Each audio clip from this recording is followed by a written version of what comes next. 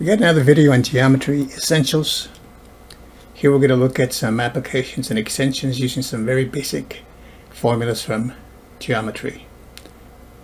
So let me show you the problems here. You can pause the video wherever or see if you can attempt these and complete them, and then I'll go over these. And here's the diagram for the first one, for the last one I should say.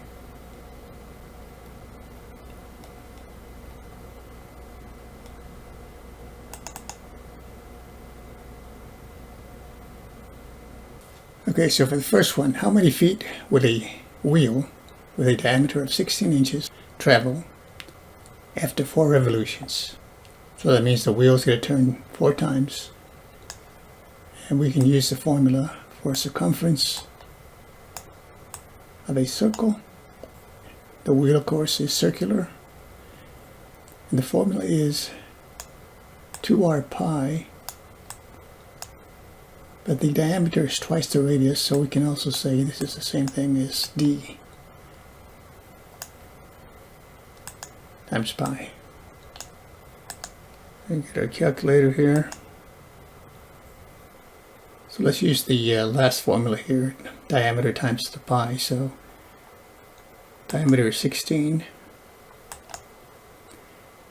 inches, and that's going to be multiplied by pi. So we hit enter. So that is one revolution.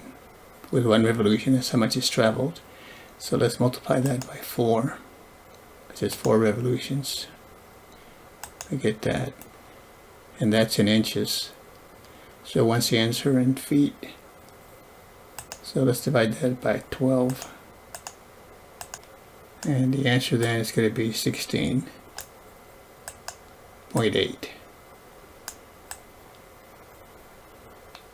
feet. That's how many feet it's traveled. Then the next one is kind of similar. How many revolutions will a circular disc with a diameter of 4 feet have completed after it has rolled 20 feet? Oh, the only difference here is here they're telling you the total distance, and you want to know how many revolutions that was. So let's take 20. We're going to divide that by, find the circumference, or 1 revolution of the disk. That's 4 times pi.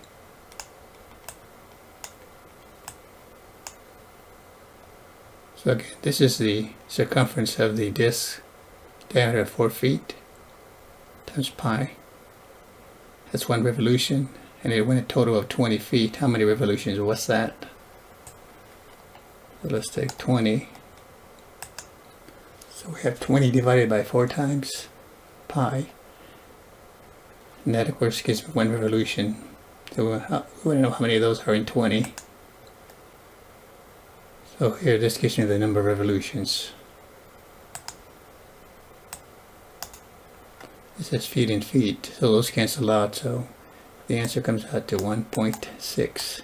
Round it up to one place. Revolutions. 1.6 revolutions. Okay, now in this one here, in the figure shown, we have a square ABCD with each side of the length 6 feet. So 6 feet on each side for the square.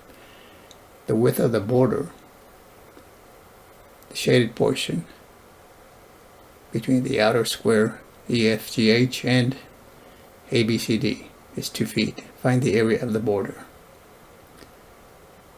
Well, I haven't really shaded it yet, but it's this area in here. So we have 6 feet there for the inner square, 6 feet each side, and then this border is 2 feet. So basically, then let's find the area of the large triangle. So it's 6 and then 2 on each side, that's 10. And the same thing this way. That's square feet. And then for the square inside. This is 6 on each side, so it's 6 times 6. This is 36.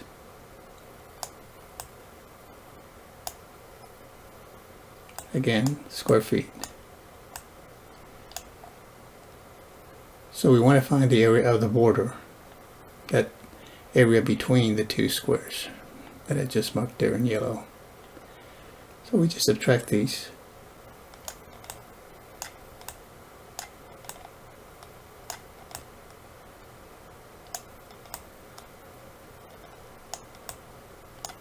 $36 from 100. That's the border, 64 square feet. Using some very basic formulas from geometry. Thanks for watching. We'll see you next time.